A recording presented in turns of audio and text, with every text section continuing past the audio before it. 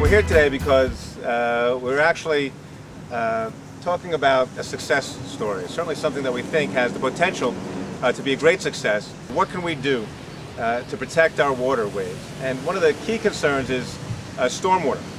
You know, stormwater, of course, ends up going into our bays, and that's a positive thing to the extent that the water needs to go somewhere, and we have these beautiful natural resources. The concern, of course, is when stormwater goes through our roads and goes through other pieces of land and property, it does have the potential to become contaminated.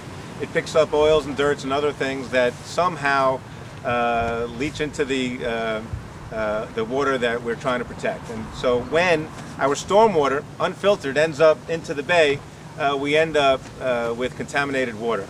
We have been trying so hard through the various bay protection committees and through the environmental professionals, through the civic organizations, through environmental groups, through individuals who care so much about our environment for so many reasons. And we're talking about recreation, we're talking about simply environmental protection, we're talking about community and quality of life. Those of us in government, Councilman Fred Pollack and our legislator Wayne Wink, others who care so much about it, understand that when storm water filters into our bay, we can have a problem. So it's important that we filter it. Now, we've done projects with the federal government, with the state government, to create natural filters to protect our waterways from stormwater contamination. And so one of the great things that we've done, and even in Port Washington, is be able to use these types of plants and that will naturally filter some of the stormwater. But we've learned that plants can't do it all. Nature needs a little help once in a while. And so we partnered with the county and through the Environmental Bond Act, and we're able to obtain these sponges and filters that go into certain parts of our property that will actually filter more of the contaminated or potentially contaminated stormwater to reduce those levels and clean our water even more. You know, for 15 or 20 years, the towns have been working together with the county and the state and other municipalities to try to find ways to clean up Manhasset Bay and Hempstead Harbor. And in fact, we've been doing that already, and the water quality in both harbors has improved significantly.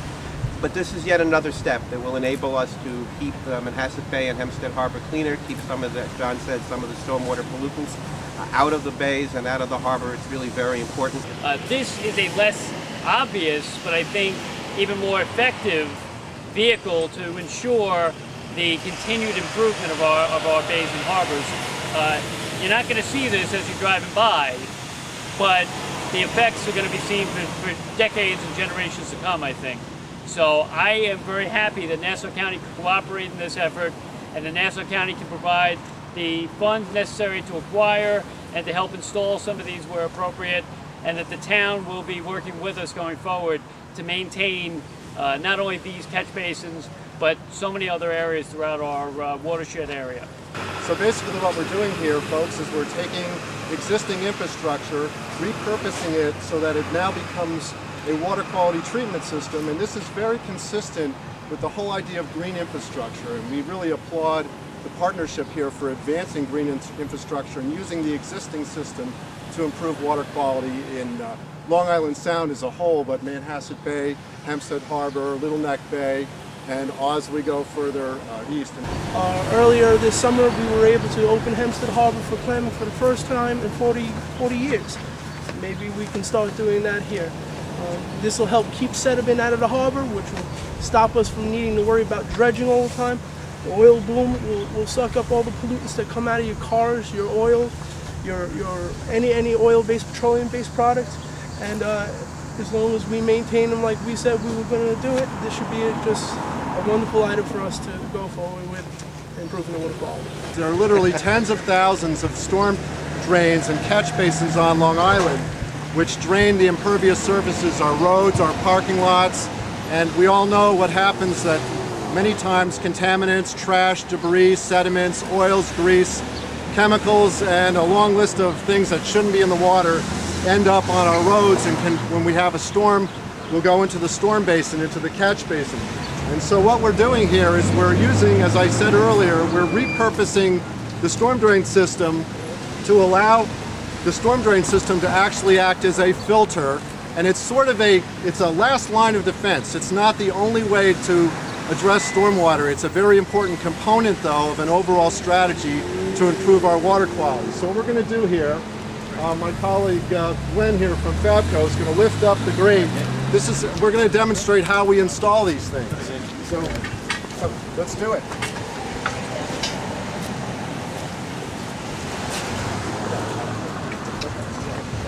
But it worked. It worked with the pyramids and it worked with the...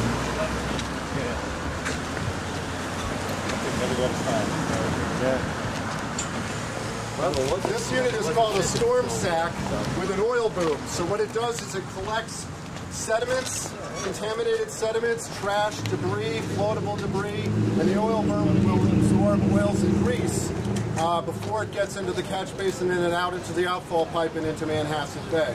And so there's a flap in the back there so it catches the storm water as it runs down the hill, runs down from these directions, goes into the basin. And the installation is fairly easy. These guys will show you how we fit it. We come out and we survey the basins first, we measure them.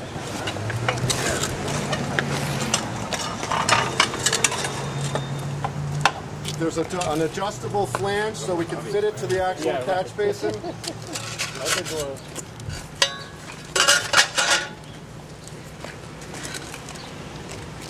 And it took us how many years to figure this out? American ingenuity. Yeah, right.